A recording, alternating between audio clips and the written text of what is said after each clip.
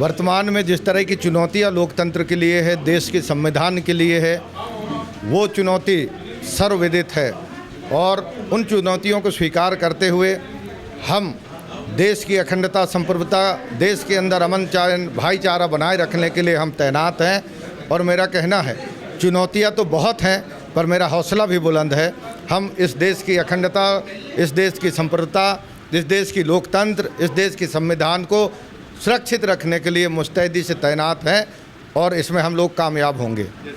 देखिए, देश के अंदर हमारे लोग बहुत सहजता से लोगों की बात सुनते हैं, स्वीकार करते हैं, और जब उसमें अनुभव करते हैं तब सच्चाई को वो समझ जाते हैं। आज प्रदेश की जनता, देश की जनता, मेरे मंडला संसदीय क्षेत्र की जनता समझ गए हैं कि भाजपा के लोग कहते कुछ हैं, करते कुछ हैं, और आज जो हालात है वो इस बात का संकेत दे रहा है कि भाजपा के लोग न संविधान को मान रहे हैं, न लोकतंत्र को मान रहे हैं, न किसानों की सुन रहे हैं, न नौजवानों की सुन रहे हैं, न गरीबों की सुन रहे हैं, न ये देशवासियों की सुन रहे हैं। ऐसी स्थिति में लोकतंत्र में अब हमारे लोग सजग होकर के भाजपा के इस षड्यंत्र को रोकने के लिए पूरी कोशिश करेंगे।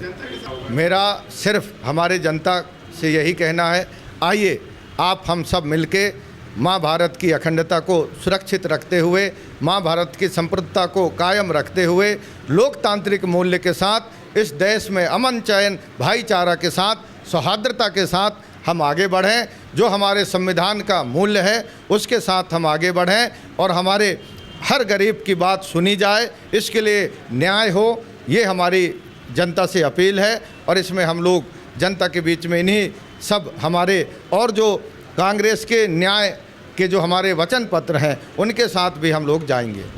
कुलस्ते जी के लिए मैं कहना चाहूँगा, कोई चुनौतियाँ नहीं हैं। हमारे साथ में आदरणीय चैन सिंह वरकड़े जी हैं, जो मैदान में उन्हें पूरी तरह से सबक सिखा चुके हैं और अब लोकसभा में हमारे सभी लोग उनको सबक सिखाएंगे।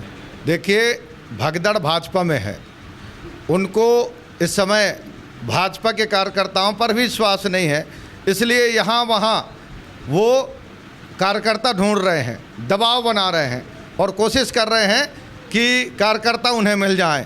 भगदड़ उनके पास है, हमारे पास तो जो कांग्रेस के हमारे सिपाही हैं, जो देश के लिए मर मिटने वाले हैं, वो तैनात खड़े हैं। कुछ लोग जो भाजपा के षड्यंत्र में फंस रहे हैं, मैं कहना चाहूँगा, बहुत लोग आज भी जो भाजपा में पहले गए थे, आज उनके यहाँ मंत्री हैं, वो कहते हैं भैया हम मजबूरी में भारतीय जनता पार्टी में हैं, हमारा मन अभी भी कांग्रेस में है। वो कहते हैं, बहुत लोग हैं वो कहते हैं, पर भाजपा में कार्यकर्ताओं की कमी है, इसलिए वो भगदड़ उनके अंदर है, हमारे अंदर। तो जो आपको एक चीज़ पता है कि जब सारस को दूध दिया जाता है और उसमें कुछ पानी होता है तो वो दूध को स्वीकार कर लेता है, पानी निकल जाता है। वैसे अगर हमारे कुछ लोग जा रहे हैं, वो भाजपा के षड्यंत्र के कारण जा रहे हैं। ये देखिए, ये मोदी जी जब चुनाव का समय आता है तो इस तरह से वो बात करते हैं। अरे भाई, आप 10 साल से प्रधानमंत्री जी हैं, आप जवाब दीजिए कि इंदिरा आवास के पैसे को आपने प्रधानमंत्री किया था, 10 सालों में आपने 1 रुपया नहीं बढ़ाया, गांव के लोग कर्जदार हो गए हैं। आपके जल जीवन मिशन, मेरे मंडला संसदीय क्षेत्र में नर्मदा जी का पानी है, पीने के लिए लोग तरस रहे हैं, आपका जल जीवन मिशन कहाँ है? आप एक स्कूल का नाम बता दीजिए जहाँ पर मोदी जी ने बच्चों के विकास के लिए कोई व्यवस्था दिया हो। हमारे किसानों का आप बता दीजिए, नौजवानों का बता दीजिए। मोदी जी 16 लाख करोड़ आपने अमीरों का माफ़ किया, तो मेरे मंडला संसदीय क्षेत्र में आपका ही मंत्री था, आप हिसाब बताकर दे दीजिए कितने लाख करोड़ का आपने पैकेज दिया मंडला के विकास के लिए। मेरी सरकार थी कांग्रेस की, तो IAP योजना, BRGF योजना आप देखना, गांव-गांव में उसके विकास कार्य आपको मिलेंगे। बंद करने वाले मोदी जी बात करेंगे विकास के लिए। मंडला की जनता अब समझ चुके हैं।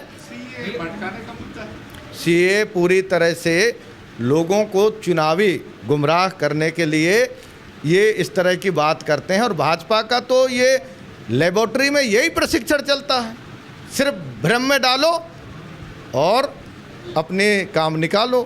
भैया कैलाश विजयवर्गीय ने कांग्रेस को हारा हुआ बताया कि कांग्रेस पूरी तरीके से हार चुकी है, कमलनाथ ने सिर्फ दिग्विजय से दोनों हार चुके हैं। देखिए, विजयवर्गीय जी को केंद्र की नेतागिरी से प्रदेश में भेज दिए हैं, अब वो अपनी उपयोगिता साबित करने के लिए लगे हुए हैं। हमें तो विजयवर्गीय जी आप किस तरह से हालात करेंगे हमें उम्मीद नहीं था। आप विजयवर्गीय जी हों, चाहे माननीय नरेंद्र सिंह तोमर जी हों, चाहे प्रहलाद सिंह पटेल जी हों, आपको जिस तरह से मोदी जी ने मध्य प्रदेश में भेज करके आपको सीमित कर दिया है, हमें तो उम्मीद थी कि आप अमित शाह जी की जगह काम करेंगे, पर उल्टा हुआ। हमें तरस आती है।